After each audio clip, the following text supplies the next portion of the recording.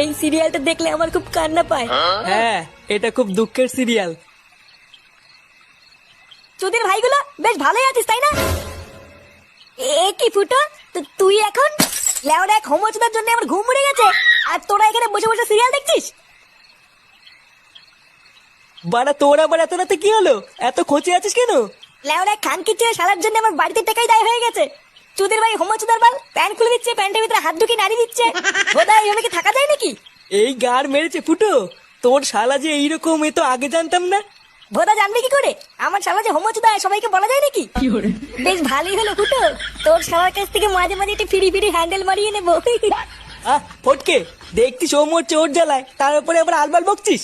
বাড়া তোরা কি কিছু করবি নাকি আমি একাই ওই শালার গুষ্টি গুদ মেরে দেবো? লেওরা তুই অত মাথা গরম করিস না ফুটো। দাঁড়া, কাল সকালটা হোক, আমাকে একটু ভাবতে দে কি করা যায়, তারপর তো শালার ব্যবস্থা করছি।